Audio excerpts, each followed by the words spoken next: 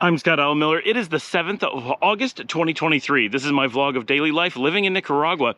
Today, I had to get out of my office because they're putting in my new studio wall, which I'm very excited about, but they have to do a lot of loud work, and so it was a moment that I could step outside and do a little walking around and record today's video while I couldn't be in my office working, which is important because managing my time during the day is pretty complex. So my topic for today is something, because it came up, because of there's the doggy there, because of the BRICS currency thing, I really want to talk about one of the most important things that Americans especially need to hear.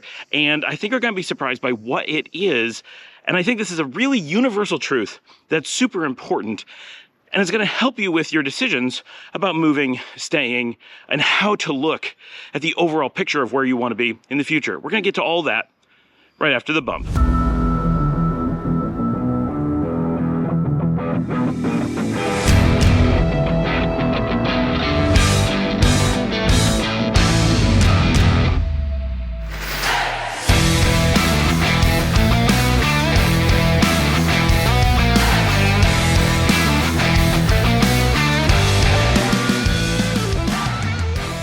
I'm walking in Veracruz this morning and I'm coming past the house. Like, I just started walking. Now, it's been a few weeks since I walked up here, but I swear every time I go anywhere, so many things change. Like, Nicaragua is so dynamic in the way that houses look, buildings, businesses, like so many things are just constantly changing. I feel like in most of the US, maybe not in like, Dallas suburbs that are currently expanding. That's okay, we expect constant construction, but here in like old cities where the population isn't growing, there's no like sudden expansion, yet things change like every day. So this house behind me, my audio is gonna cut out a little bit as I do this, but this house looked nothing like this last time I came by. It looks gorgeous. They did some nice work. I'm not sure what they changed because I was not planning on seeing it different, but it's really interesting that just so many things you walk by and you're like, wow, something completely new is here.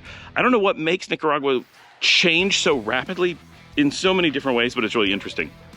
So today's topic came up because we have quite a few of these currency discussions. People, and it's mostly because people post on the channel and say, oh, you got to do this with this currency or that with that currency. They come up with all kinds of weird things. And it occurs to me that this is a weird thing. Other people in other countries don't talk about currencies. And Americans didn't talk about currencies until a few years ago. And I realized the whole cryptocurrency scams, and not that it's completely a scam, some of those things are real, but the way that they're presented is a scam, right? Bitcoin, for example, it is a real currency, but it is not an investment vehicle. But it is sold as an investment vehicle, and that's where the scam is. And currencies are, in general, a really easy place to scam people because people don't understand currencies. They don't understand their own. They don't understand their relationship to other currencies, and we see it in every discussion. People don't know whether a currency is strong or weak. They don't know if it's getting stronger or weaker. They don't know what inflation means.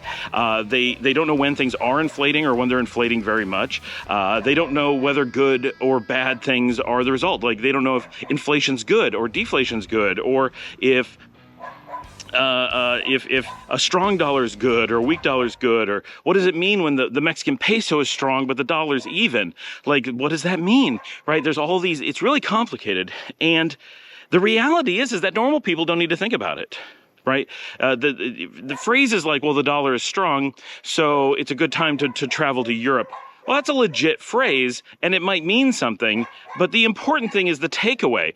It's good time to go to Europe because the dollar is strong compared to the euro, so you're going to get more for your money at this particular moment. That's a good use of that information, but you need someone to distill that for you. Just knowing that the dollar is strong doesn't tell you that. Telling you that the euro is weak doesn't tell you that. Like, you need to understand the relationship between things. So because of those complexities, just giving facts about things that are really complex for normal people isn't very useful, except when you're going to scam them.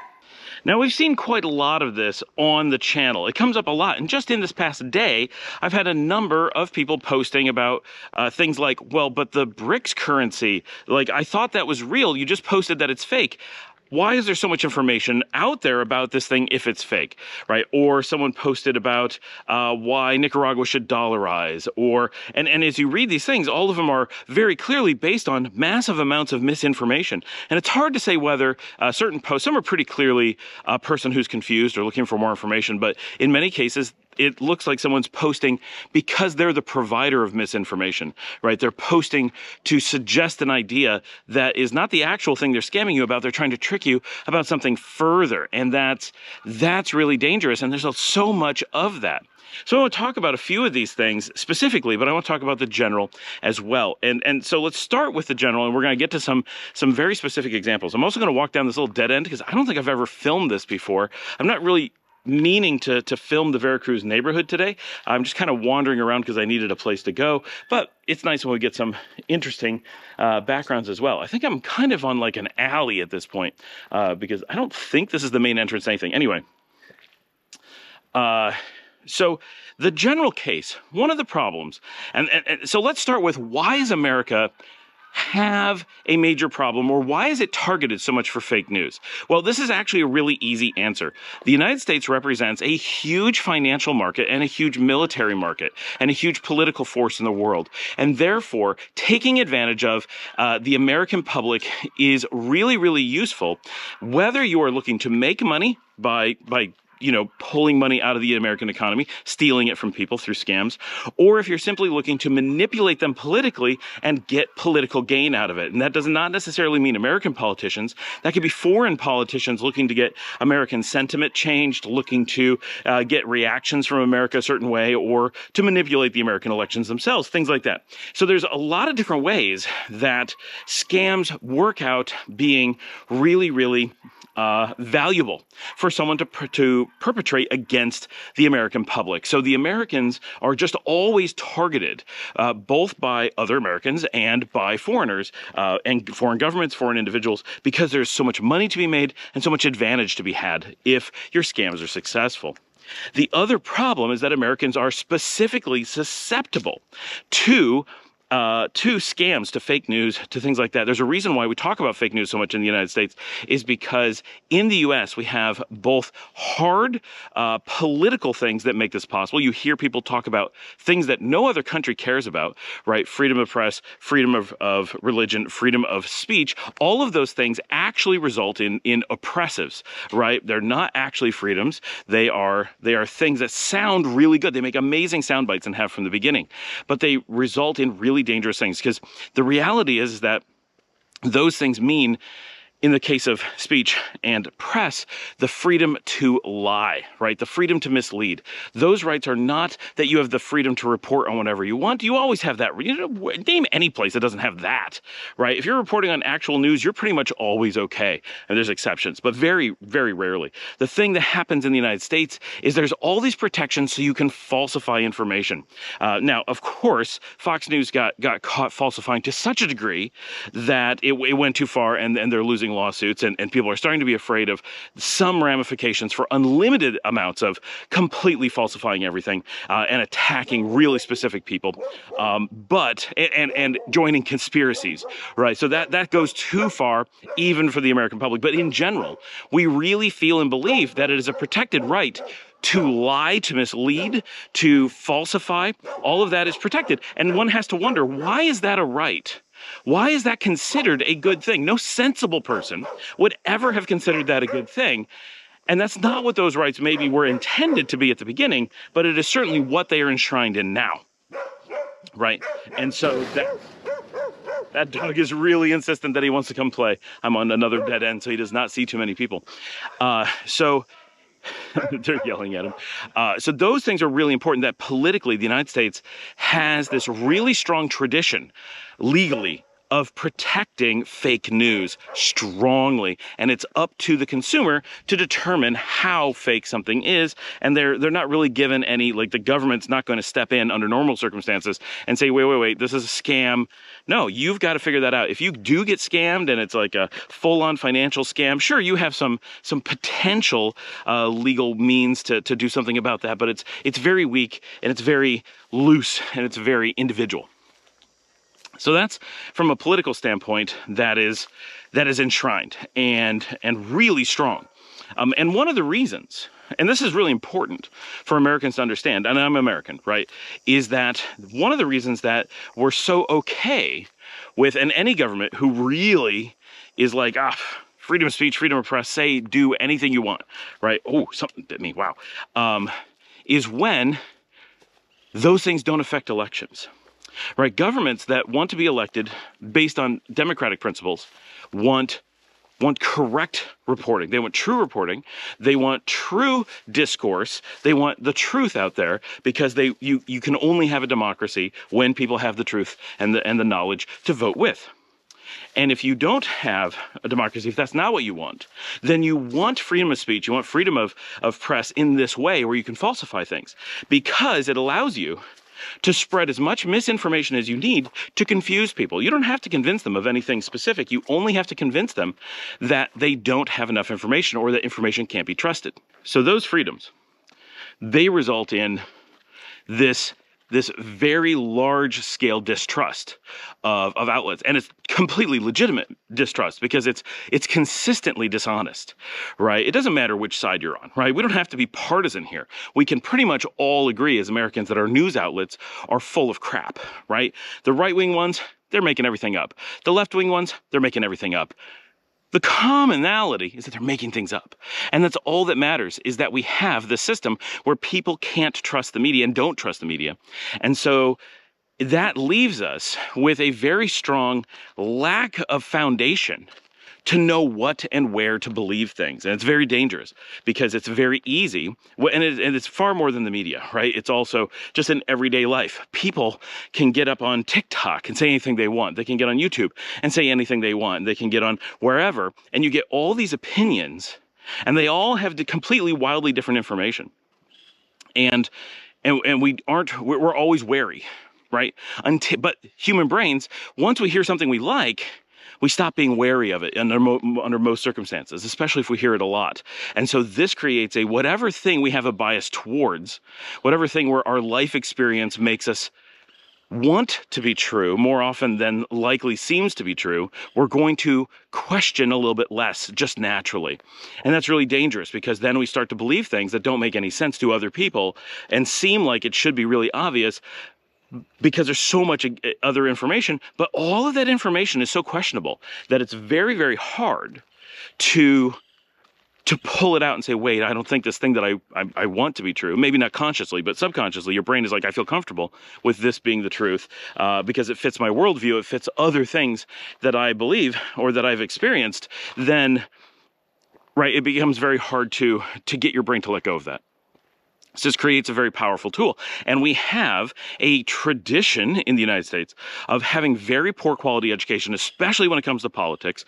I've never heard of any country with less education about politics. We go to such unbelievable lengths to anti-educate our students about politics. The entire school system is designed to take all political discourse, all political experience out of the hands of students, so they have no access to it, and then they graduate and are suddenly thrown into a political arena where they have to vote and know nothing about the system, have no experience, have no direct interaction, and their entire life has been in this prison-like school environment that is not in any way representative of what adult life is like the day you turn 18.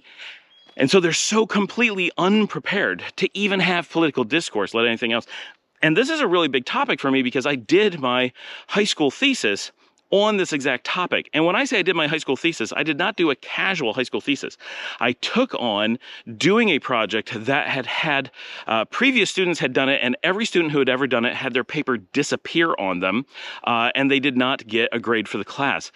I did the project, and sometime I'll tell the whole story. It was an amazing project. We did all kinds of stuff to protect it by going through things like the State Department of Regents, which is the State University of New York, and other things. My paper was published to many different schools. It went to the State Board of Regents that oversaw the State of New York's university program, and it became part of my school's curriculum. And my whole thing was on the political education system in the education arena, and how traditionally we did everything we could to take it away from students and leave them unprepared for exactly the same things that I'm saying. So this is stuff that I studied a lot even 30 years ago. And so I'm very aware of this, being that our education system is leaving in so many ways, right? In our ability to do critical thinking. We never allow that in school. Our ability to decipher historical events. We're not given historical facts. Our historical stuff is done out of context when accurate and is often completely wildly inaccurate, right? And talk to any student coming out of Texas and they will repeat the same. And it's so obvious how incorrect it is, right? Oh, you know, Texas is a republic. That makes us unique. Everyone else in the country is taught that both the country and every state within it must by law be a republic. You can't join the United States if you're not a republic. And yet they're convinced that Texas is unique in this. How much do you have to not know about the rest of the country to think that Texas is unique? That's why they call it the republic, right? Because they think they're being unique. And they say things like, you know, Texas can leave the Union anytime they want. And you're like, really? Did you forget about the Civil War? Like, do they really not know that that happened? They really don't. Right? Like they actually are unaware of the most devastating domestic war in the history of the world. And yet they're just like, what happened here? I don't know what you're talking about. And it's not just they don't know about it. They actively believe the polar opposite of reality in so many ways.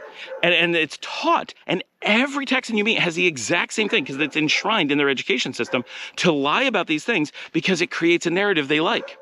And no one actually, and they just, well, no one wants to leave, you know, and you know, we don't go other places and participate in their government, so yeah, they're never going to know they're not republics. And if they do, they've already left and it's too late, right? And they just, it's weird. But this is really how the U.S. does political education. And so you're left with people who are so, just across the board, so easily swayed by misinformation because we're creating a standard narrative. Now we're doing it, you know, I'm talking about politics, but that's not what we're talking about when we get, but like, that's just the foundation of why it's allowed, right? Why it's encouraged.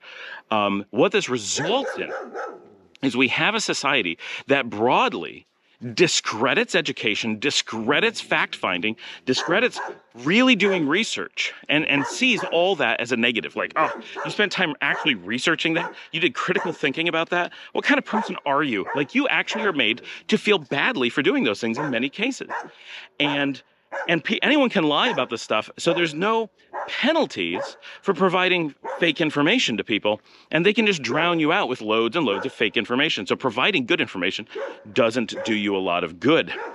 Now, because of that, it allows for Americans to be very, very susceptible to scams in general. So the government does it for whatever reason. The government has always done it. This goes back hundreds of years. It's not a new thing.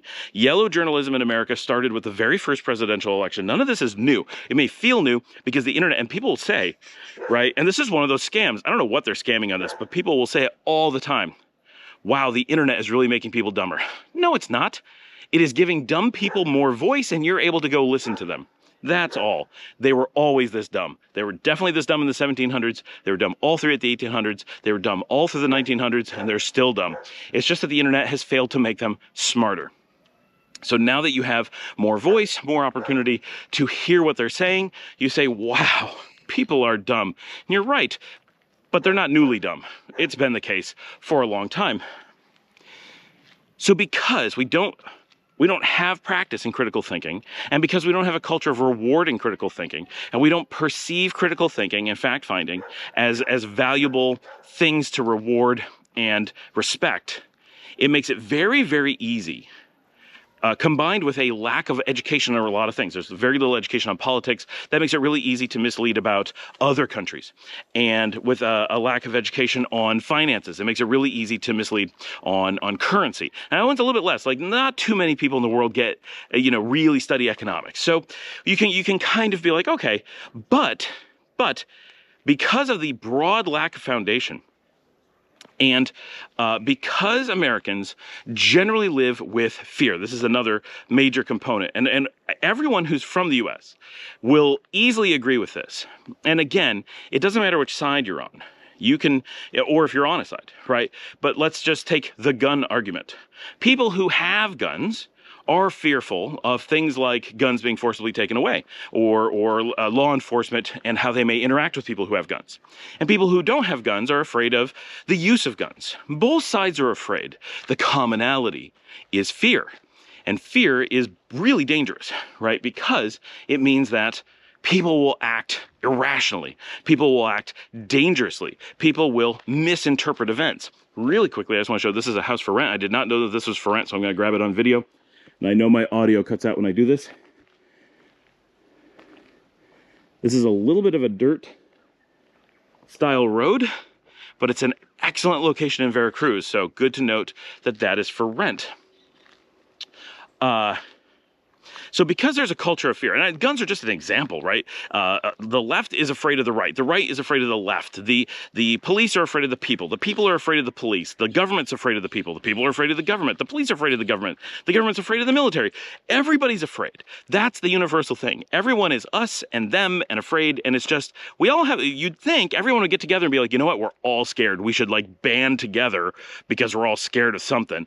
And then at least we'd be all together and realize the thing we were scared of is with each other. Right? And at some point ourselves, right? So because there's this strong culture of fear, and it's something and it's real. Like, I don't want to say, you know, that these are not real fears. In many cases, unlike the misinformation, these are actual fears, right? The people who don't have guns are legitimately afraid of people with guns. And the people with guns are legitimately afraid that they could be taken away. Those are real fears. Now, how you prioritize them, that's different. That's probably how you end up on one side or the other, but the fears are legit.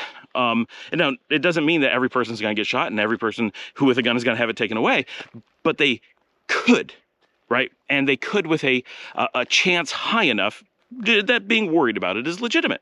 So the fear is real. And when you have fear, the more fear you have, the more types of fear you have, the more easy it is to make people do less fact-checking, to do less testing of things, to think less critically and respond more rapidly. Oh my gosh, I'm afraid of this thing, I'm afraid of this thing. And I think those people are also destroying our currency. And so that makes sense when I hear this thing about currency or whatever. So those things, we have this underlying problem that it's easy to perpetrate scams in America, just in general. Everywhere it's kind of easy, but in America it's easier and more of a target. It's more valuable to do so. And people are now in a great degree of fear that when I was a kid we didn't have. But we did, just not to the degree we had it now, but it was still ridiculous. We had these completely fake, made-up things, like in the 1980s, that kids were being abducted all over the place. They weren't, not a thing. Right? But Americans are convinced still 30, 40 years later from these fake news, that well-proven fake news, that there was never these kidnappings, but people still think there is. You go to, and you still, like, we go to Spain, completely safe, right? Ridiculously safe, or here in Nicaragua, and our kids can go out and be free and do things on their own. And we're always worried that Americans, they're old now, right? So we're past that point of worry. But when they were little kids, we always had to worry that Americans would be like, you know, you're being dangerous with your kids and they're going to be abducted and all this stuff. Buenas tardes. And not only are those places like we were living in, like Spain, ridiculously safe, but even America was ridiculously safe. People just didn't know it. They were so convinced that there were these kidnappings going on all the time, even though no one had ever heard of one happening. No one knew where it was happening. It was just one story that got repeated over and over again, and it became just common knowledge that everyone was being abducted. And if you let your kids walk out the door, they were gone. Right? No one had any direct experience with this, but we all assumed it to be true. All right, I walked past this house some time ago, but it's such a gorgeous house that I want to show it again, and there's good light right now, and I'm walking by with the camera in 5K.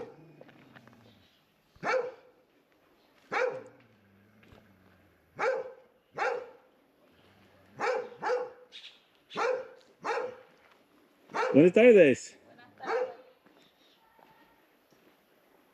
And look at that sky. We got nice gray skies with all the green. Oh, I love it when we get that combination. So with all this fear, it makes it really easy to then prey on that and be like, hey, there's a lot of things to be afraid of, and here's more of them. And people are just ready for it because they've been conditioned that there's going to be terrible things, that it's going to be really bad, and that the world is failing, and that everything's falling apart, and we got to be just prepared. And it's amazing, though, that it's so easy to get completely unfounded fears to take hold, and how hard it is to get legitimate ones to take hold. It's actually at a point where the fake news is easier to swallow than the real news. After so much misinformation, it's like our gyroscope is all wacky, and we actually believe that up is down and down is up, and we have no idea how to determine where to start with fake news. And that makes it extra tough. So a prime tactic that is being done now and this makes sense, and we'll explain it some, is to go after things that people know very little to nothing about. And we live in a world where, and this has always been true, things like currencies are very hard to really understand. What they represent, what they do, how they work, what's good, what's bad. And, I come from a banking background. And one of the things we noticed a lot in the banking world was that people would always vote against their own good. But they would do so thinking they were taking advantage of other people. And especially when you took large groups of people who were quite poor, because there's a nature of those who are poor have less financial education, so they're much more easy to deceive. So what would happen, and this is very common in the US, and you know this during the banking meltdown, this is exactly what happened from the inside, right? Somebody had problems. I'm not saying no banks had problems. Some of them certainly did, but some banks did not. Some banks were at record strength, doing great, no problems at all. The government would go and rile up the voters and be like, oh, these banks are taking advantage of you. They're losing money. They're dangerous, too big to fail, all kinds of things. The government has to seize them. And they would get the people to vote and demand it, right? They get them all up in the street. Oh, we got to do this. We got to do this. And the rich people are all like, but those are the banks acting on behalf of the people. We don't want them to do well. We want them to fail. So they would convince people to go hurt the banks, seize them, put in new requirements that required that the best people go work somewhere else. Well, where do you think those people went to work? They went to work for the rich people who were willing to pay them. The poorer people who were making more money based on having better talent were left with lesser talent because they voted out the right to pay for the best. We took capitalism out of the system because the US does that, right? Like, I can't stress enough, having lived around the world, the United States is one of the least free market systems I've ever witnessed in any country. Now, culturally, it leans very much towards a free market, but politically, it is so extremely not free market. It is so easy to seize property. It is so easy to seize businesses. It is so easy to get the public to go out and demand things that are anti-capitalist. And I'm not saying that capitalism is always right. I'm not saying that you should never have alternative things but the degree to which the United States does it is shockingly high. And Americans always repeat, oh, capitalism. You're like, you do realize everything you say is anti-capitalistic until you put the word capitalism on it, right? It's crazy. But so they're seizing banks and taking control of them. Banks that were completely private, that were doing just fine. There was no reason to seize. They were not hurting anybody. They weren't doing bad things, or not very much. They were doing generally really good things. And they hurt the banks to move their best talent off to things that people don't understand, like hedge funds. And once you start saying, well, that they're going to go to the hedge funds, they get told things like, the rich people are going to get screwed. They got to pay for those expensive people. Yeah, the expensive people making them all the money that they couldn't afford until you lowered the overall earning curve. You screwed over the poor people and sent their resources to the rich. And people don't understand that, right? Because it's way too much. They don't understand employment. They don't understand capitalism. They don't understand investing. They don't understand Wall Street. They don't understand dividends versus stock prices. They don't understand currency. So all those things that are critical to making decisions about banking are completely beyond them. And they don't know how to tell when the results are good or bad, or what the results are likely to be, or how they've interfered with the system. They just get riled up and told they should interfere with the system, and fear is how they do that. Look at this dog checking me out.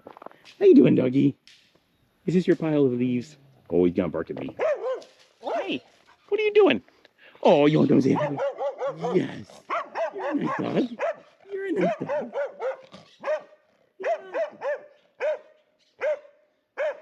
He's a nice dog. He's just a little bit nervous. So, we got a big construction thing on over here. Hold on. We're going to look at, I don't know what they're putting in. Maybe a field? Maybe a new, who knows, big, like I said, always something going on. Always construction. Always something new. What are these?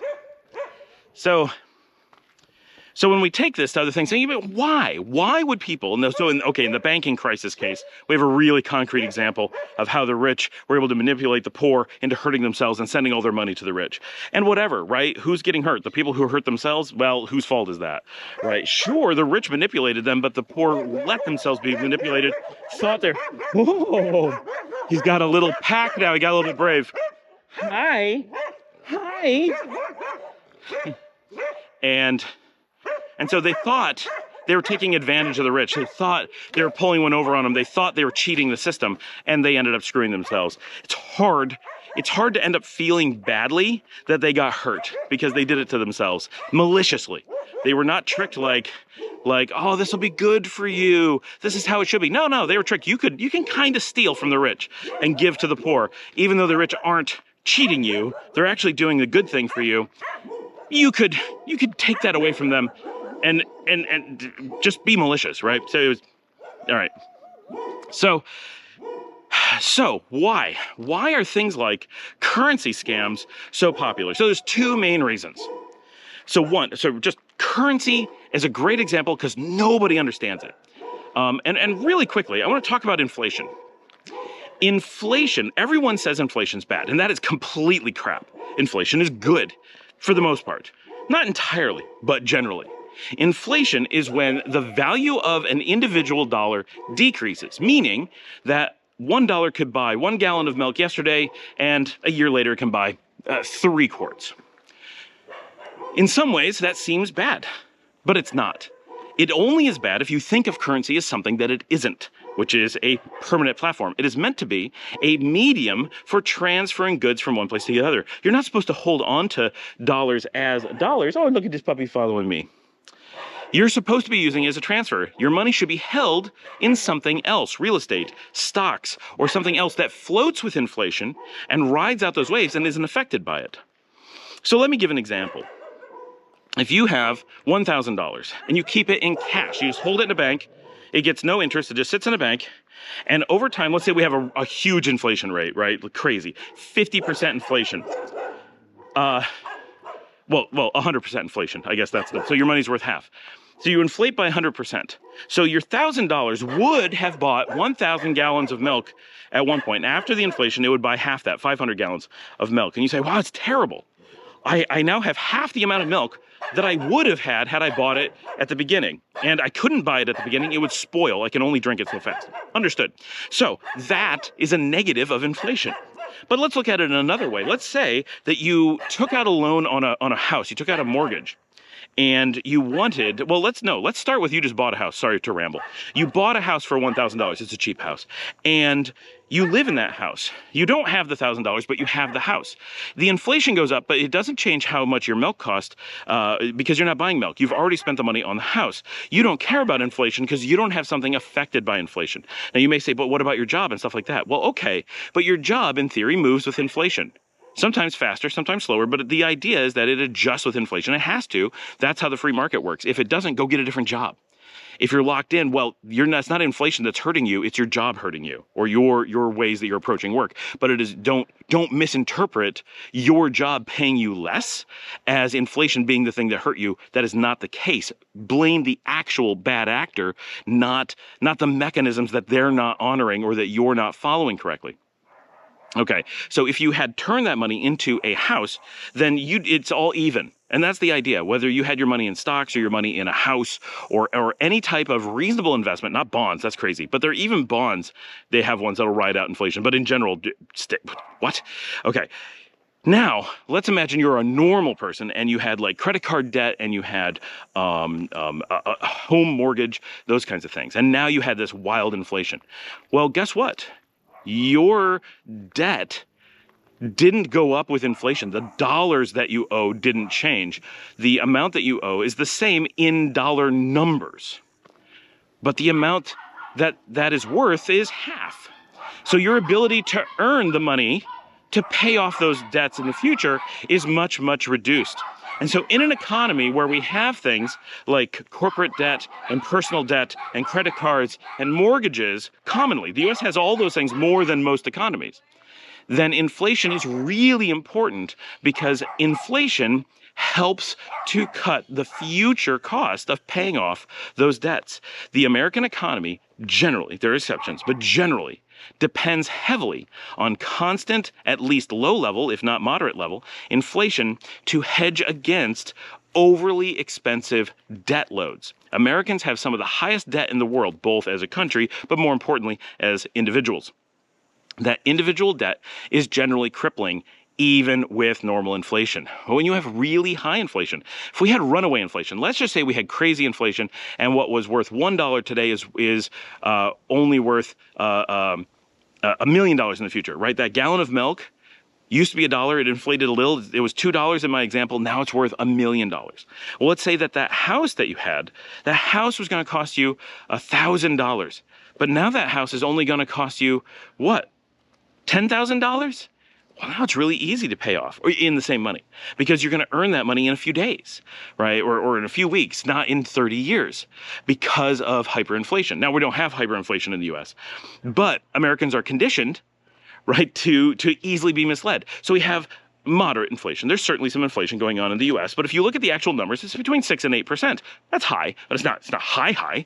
It's not low. Right, but it's not as high as it was in 1974. It's nowhere close to what it was in the 1940s. But we went through some periods when it was much lower for a long time, and it was kind of too low, and it made debt loads really problematic. And now it's at a kind of high level, and somewhere in the middle. You kind of want it maybe somewhere around 3%. So 6 to 8 is kind of high, but 1's pretty low. And so, because it's been really low for quite some time, now that it's just a little bit high, people are freaking out and they're being told that the world is ending and all these terrible things are happening, but no one actually knows what's wrong. And then that panic is being used for any number of things. It could be used for political gain. You can blame anyone and then say you gotta do this thing politically that benefits whoever because of inflation, right? So it's really easy to mislead people in any direction you want with that. It is also really easy to try to do things like that make no sense, like selling them gold, right? Oh, gold somehow doesn't inflate. Yeah, of course it does. If gold inflates and deflates just like anything else, it's just a commodity with a fluctuating value. It doesn't fluctuate as much as maybe milk, but it fluctuates quite a bit.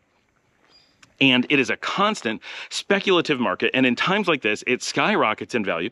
And the people who have had the gold traditionally get to unload it on all the people who are easily duped by the FUD. And then later, when the gold market drops out, when people realize the whole thing was a scam, then those same people can buy it back at a discount and wait to do the whole thing over again at huge profits, all preying on this really simple manipulation of people's ideas about currency. So currency represents a spot where the rich can easily manipulate you. And I don't want to make this about classism. It's not about the rich and the poor, but the people who held gold versus people who think they need to buy it at times when they don't understand. And it's basically those who have monetary understanding and those who don't. And it's so if you are learning about money during a situation where there's a problem, if you're suddenly talking about currency, you really should stop and say, wait, I'm being misled by people who are introducing me to new concepts I know nothing about, I have no education on, in order to create panic. Why do you care if there's inflation? Why do you care if the dollar's strong or weak? Are you Ford Motor Company and you manufacture millions of cars? Okay, you're at a scale where a strong or weak dollar is really important. You need to consider the value of steel that you're importing from China, and you need to consider the labor that you're paying for in Mexico, and you have all these international things, and the value of dollar versus other things you have to consider. But if you're an American who lives in a small town and sells corn in the same town and eats at the local diner, you don't care whether there's inflation or not, because you're simply not carrying cash. You're not sitting around with wads of cash. Hopefully, if you are, that's the mistake, right? Don't let people trick you. Like we say, how much do we say, don't keep your money in a mattress? This is why, because inflation takes it away. Keep your money in investments, and you're protected against these things. And investments can include things like real estate, right? Which naturally ride inflation. So you have these protections. You don't care about inflation. Normal people don't care. Big manufacturing companies care. Governments care. Shipping companies, right? Maersk cares. But you don't care. So if you're being told about these things in a panicky way, that's because someone's trying to mislead you, right? They're trying to sell you gold. That's a really common one. They're trying to get you to make reckless political decisions. They're trying to just instill panic because it's good for somebody. They're trying to, in many cases, just get a lot of YouTube views. Right? And like my YouTube video is not going to get a lot of views. Why? Because telling actual facts isn't that interesting. Telling you to panic is interesting. You're going to watch video after video telling you to panic because that's your brain is like, oh my gosh, I have to panic. There's something wrong. Me saying, look, there are things wrong. There are things to worry about, but not nearly on the scale you think. Doesn't get you to watch video after video. YouTube doesn't want to promote that. The media outlets don't want to promote that. Your brain doesn't want to promote that, and that's why they don't. If your brain was all into that, the algorithm would be like, this is the thing. They want to know the truth, right? It doesn't work that way. So that panic, whether it's just selling more newspapers, whether it's just getting you to vote randomly, because that benefits people, if it's just getting you to panic and buy gold, and sure, it seems like that, but that's safe, Scott. No, it's not safe. It's not logical. Try to apply some logic to that, right? And people will argue for things like the gold standard. But the whole world, there's nobody who intentionally went to the gold standard on any scale, and everybody who ever tried it left it for really important reasons. Right? It was impractical, it was dangerous, it was expensive, it crippled economies. Everybody left it. It's also worth noting that there was a time period when the U.S. went through deflation, right? Inflation is when your $1,000 buys 1,000 gallons of milk, and in the future it buys 500. But there's also the possibility, how rare, even as it is very rare, that your $1,000 will buy 2,000 gallons of milk, and every dollar will get stronger rather than weaker on a purchasing basis. And that happened during the Great Depression, 1929, 30, 31, maybe 32, at like 6% deflation. Well, we know what that was like. No one could eat, no one could do anything. It was absolute disaster. And if you say things like, and this should immediately ring in your head as crazy, well, but my salary will be worth more. I hate to tell you, but your cost of living increase will suddenly be called a cost of living decrease. Your employer certainly knows that they're earning less money and that you are being overpaid. As an employer, you are acutely aware of these things, and your salary is going to be reduced or held steady and not increased like you think it was going to be. One way or another, you're not going to be benefiting from that. That's crazy. Just like you don't benefit from, or that inflation shouldn't hurt you. You can always go find another job that isn't trying to screw you through lying about inflation hurting them. So as long as you're treating it, so in the one case, you have to manage yourself. In the other case, the business has to manage it. Trust me, the business is better at managing it than you. They're never going to overlook deflation. Oh, I forgot about deflation. I guess I'm just paying people too much. Oops. No, they're not going to do that. You're going to have your salary lowered. That's how it works. So deflation ended up just crippling the economy because people who had debt, suddenly that debt ballooned, right? If you were earning, let's say you earned $100,000 a year, which 1930s numbers, that would be crazy, but you earn $100,000 a year now, and you take out a loan on a house, a $100,000 house. You can handle it. It's 1 year's salary. You need 30 years to pay it off, but you can do it. You're doing all right. It's not that tight. And then the money devalues. It deflates significantly. I'm sorry, it increases in value. It deflates significantly.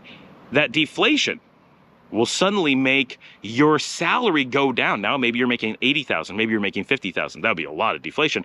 But the example stands. Suddenly you're making $50,000, and what was going to take you, right, you had X amount of extra money at the end of the day. The amount that you have extra in relation to the loan you have is now at best half. And if you have other debt, it's going to be less than half. Instead of having a future where you made more and more money relative to your loan, you have a future where you make less and less. What if you deflate again the next year? You're going to be you could be easily forfeiting on a house that you thought you could easily pay because you were banking on inflation. Inflation was what was going to protect you. And instead you deflated and you got screwed. So deflation crippled people. It caused defaults all over the place. It caused the economy to collapse, or it was a result of the economy collapsing. They go together. So we don't actually want that, but people make it sound like you do because inflation has been presented as such a negative thing, but no one can actually put math to why it's negative. I mean, someone can. There are negatives to it. Anything has a positive and a negative, right, generally. And inflation's no different, but it leans towards the positive, and there's a reason why places like here in Nicaragua forcibly inflate and only stop it, because this just happened, right? They halted the inflation, the automatic inflation of the Cordoba versus the dollar because the dollar was inflating a little bit faster than they wanted it to. So they were able to absorb that by not inflating versus the dollar, but just holding steady against the dollar and getting the inflation more or less that they want that way, right? But they want inflation to the point where it's built into the law that they have to inflate year by year, and they only don't inflate versus the dollar if the government takes a vote and says to halt that temporarily. Okay, which brings me to another point. People love to talk about currencies in a political arena that don't make very much sense. So as a result to that happening, someone posted, well, obviously the result is Nicaragua needs to dollarize, which means adopt the dollar, right? Now, I talked about this in some other things. Nicaragua has adopted the dollar. So this statement doesn't make a lot of sense for two reasons. right? One is that, well, three reasons. One is that Nicaragua uses the dollar. That is an official currency here. It is not the official currency, but it is officially used by every bank and the government. Dollars are used. So it is an official currency here. It is not the central bank's currency, but it is an official currency of the country. So we are dollarized, period. End of story. The central bank has a currency called the Cordoba. The Cordoba, while soft pegged, is pegged to the dollar and has been for as long as I am aware of it. That makes it also dollarized. It may not be a dollar. It may not be that we're using the U.S. printing press's dollar bills, but we are using the U.S. dollar as part of the mechanism of the central bank with some caveats and flexibility, but we are dollarized. So both currencies used in Nicaragua are dollarized. One of them is actually the dollar. One is simply a mechanism of the dollar. The third thing is that the one thing that Nicaragua did in this particular instance was recognize that the dollar was not doing quite as well as they anticipated, but only a little tiny bit. And they were adjusting to reflect the fact that Nicaragua was not inflating in the way that the United States was, and that they needed to put on the brakes because they were anticipating the U.S. to have done better, or Nicaragua to have done worse. Doesn't matter, one way or the other. And so because Nicaragua was doing a little bit stronger, they were leveraging their available mechanisms by having their own currency and central bank to protect themselves from the dollar. If you're using the tools at your disposal to protect yourself from something, the result of that does not logically mean, oh, you should just go to that thing that you just protected yourself from. The whole point of what they were doing was that they still had some mechanisms to protect themselves against the dollar. That would imply they are really, really glad they weren't completely on the dollar, right? Because they had those mechanisms to benefit society. But the things that people will jump on because they're trying to sell an agenda. I don't know what that agenda is. Some people are trying to sell the dollar. Some people are trying to sell against the dollar. Everyone has some weird agenda with currency. And the reality is nobody should care. Nobody should care. Do not care about money. Don't hold currencies. Use them only for exchange, hold things that make money and ride inflation and protect you against those things, and use currency only when you need to, and you'll be happy. And you don't care if they're on the dollar. I don't care if the US adopts euros. I don't care if Nicaragua moves to the Balboa. I don't care if Ecuador goes to moon rocks, right? Does not matter, because currencies aren't meant to be thought of that way. And a lot of this comes from there was so much momentum with cryptocurrencies, especially Bitcoin, but others too, to try to scam people, not because they weren't real currencies, but because they were sold as investment vehicles instead of speculative vehicles, that now people are so confused about currencies that now you can start going after people with things like gold standard scams and currency collapse scams and strong dollar, weak dollar scams and BRICS scams. So let's talk about that. So this came up a number of times when we talk about stuff. Everyone wants to give this woe is me, the US is collapsing thing. And I'm not saying it's not. But instead of coming up with economic reasons why the US is collapsing or political reasons why it's collapsing, because those are hard to show, they come up with a completely wild, nonsensical thing, like that the dollar is failing. And they say things like, well, the dollar has become so weak, except the statistics show that it's actually strong. It's not super strong, but it's on the strong side, not the weak side. It's a little bit weaker than it was, but only in a corrective way, not in nothing dramatic. What makes a few people feel like it's weak is that the Mexican peso is actually dramatically strong right now. So if you're looking at Mexico's so strong that by comparison the US looks weak, but the US didn't really move. It's Mexico that moved. Same thing with the UK. The pound has fluctuated a lot, and so people perceive things with the dollar, but it's really just the pound moving. The US versus most of the world is staying really steady. Quite surprisingly steady, in fact. But the world tends to fluctuate a little bit compared to each other as it is. So that's one thing, is this whole concept of all of that.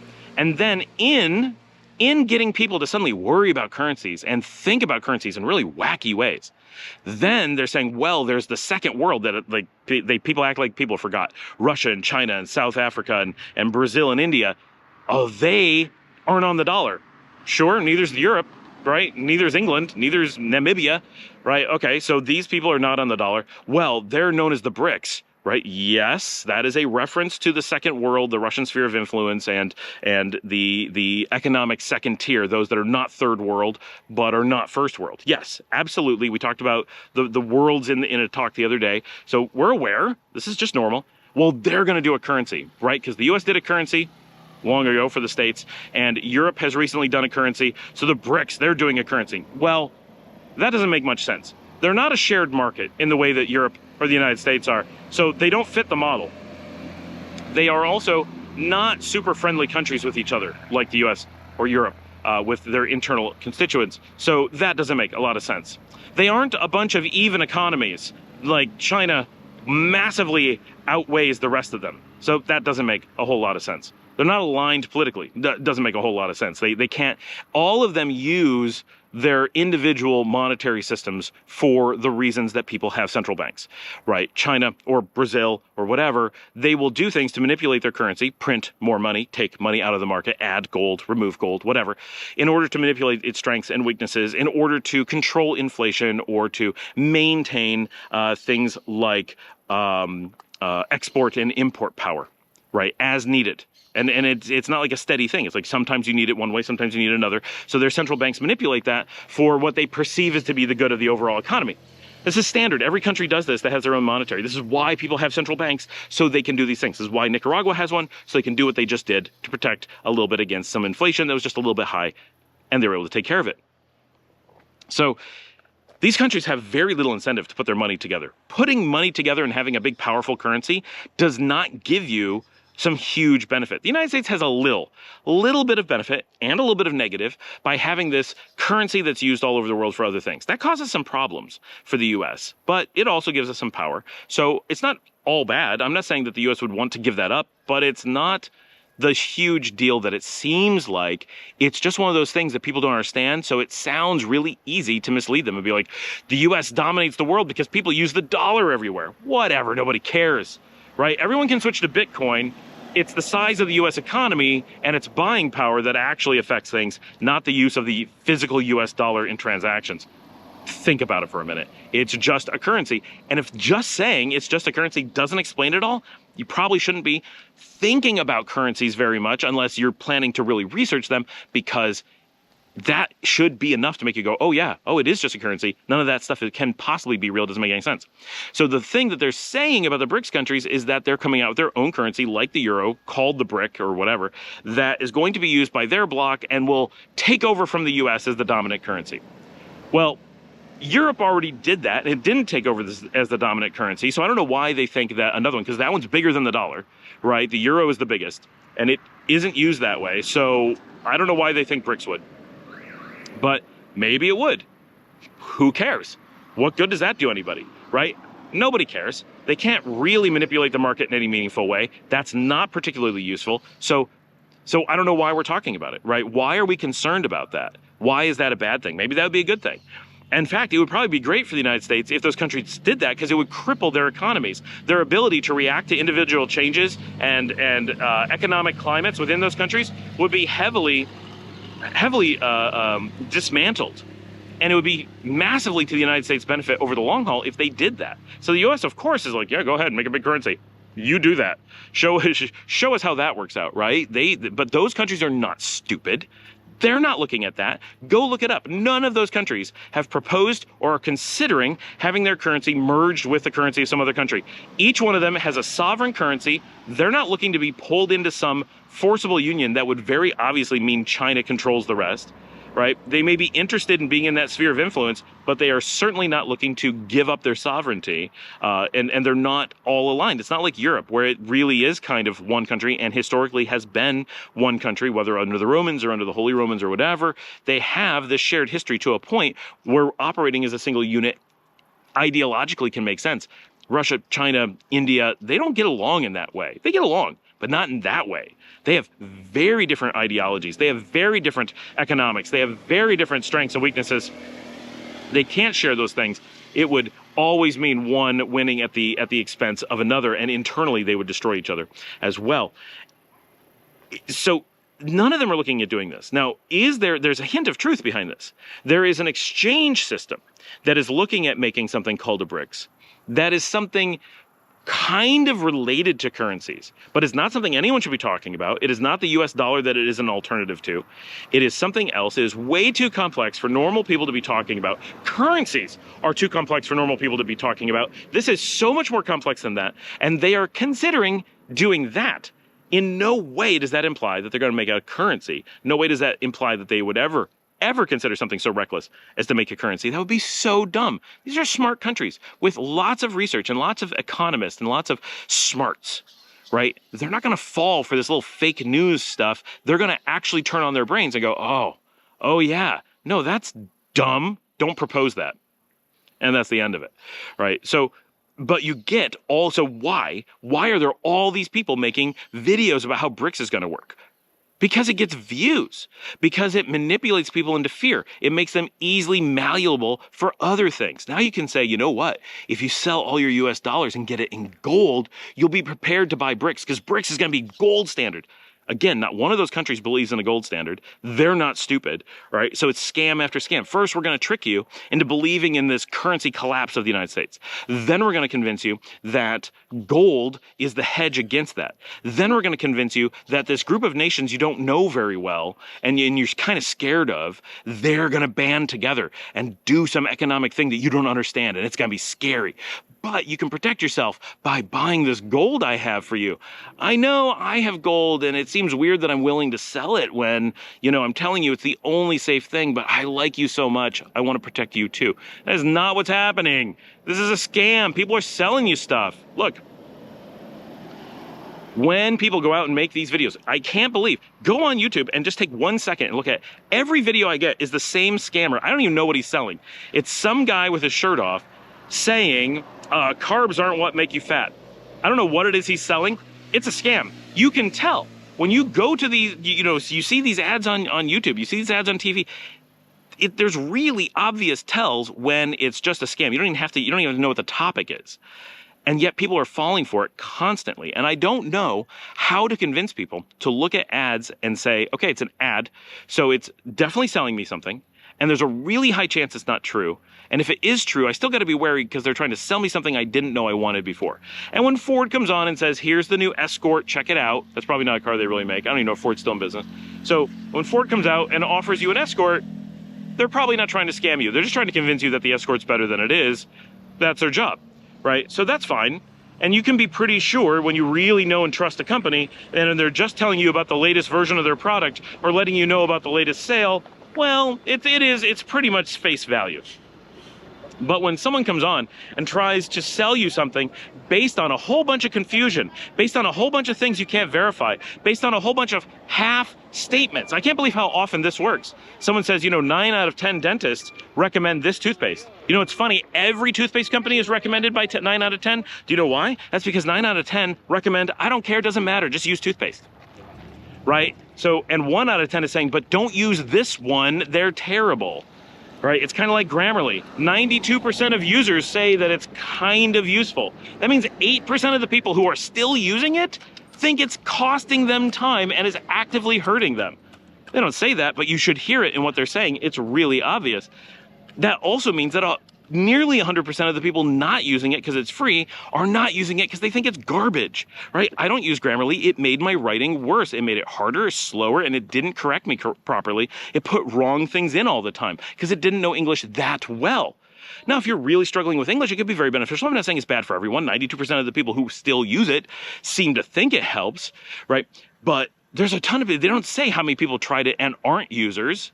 They let you fill in the gaps, and people always fill in the gap and say, well, they meant 92% of all people, not just their users. No, trust me, they didn't get that wrong, right? Don't assume they're idiots and that you have to fill in the lies for them. They told you the thing you needed to know. You're trying to lie to yourself because I don't know why, right? But that's what's happening. So be more wary. And when it's things like currency, stop and say, why do I care? No one's ever cared for hundreds of years. Our parents didn't care, their parents didn't care, their parents didn't care. People who know finance don't care. No one's really concerned about it, except for people who are watching Rumble and YouTube vids and TikTok vids and are getting loads and loads and loads of fake news. And this is just mixed in with it. Maybe it's fake news like everything else. And it's definitely meant to evoke a reaction. It's not trying to educate me, it's trying to make me upset. Oh, about what? And it's all these words that sound bad. Inflation, a weak dollar, whatever. I don't know what those things mean, but I'm upset about them. If you're upset about something and you don't know what it means, You've been conned. That's a universal, simple way to be confident that someone's trying to hoodwink you. Stop it. Now, if it's something you're an expert on, and you go, wow, I'm aware of all these things, and bad things are happening, and I'm upset about that. Great, you can be upset about that. Lots of bad things are actually happening. Be upset about those. But be really careful of getting emotionally attached to or concerned about things that you're not an expert in, because almost always, really close to almost always, you're going to be emotionally manipulated against your own interest. That's why they're taking the time to do it.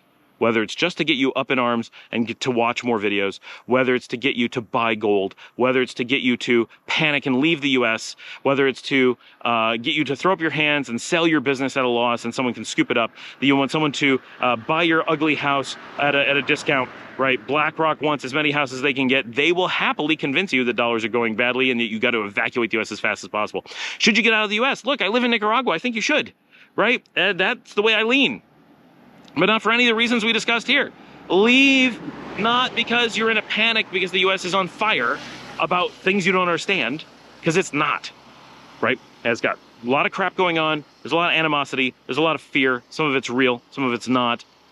Great time to get out. It's a great time to look at other options. It's a great time to think critically, view the world, travel, visit Nicaragua, visit Argentina, visit Namibia, and see what you like, what's good for you. And then let a place that solves your needs best draw you in, wherever that is. And maybe it ends up being Nebraska. Maybe it ends up being down east, right? Find the place and the economic situation and the political situation and the socioeconomic situation and the weather situation, the climatic situation that solves your problems, makes your life happy, makes you the person you want to be. Go to that. Do you need to flee the US? No, probably not. Don't get into a panic and and we did a video on this just the other day. Don't get into this panic that the US is so bad, or wherever you're coming from, because of all this fake news and all these things you don't understand. Oh, the currency's falling apart. This is the craziest thing. I don't know how anybody thinks this is happening, but everybody does. These things are not important. Don't let them drive you somewhere else, because what's going to happen, twofold, and I said this the other day, you're going to get to some place and realize that they have problems too, just different ones, or maybe the same ones, right? That's also going to happen. But you're going to get there and you're going to realize that the things you ran away from weren't real.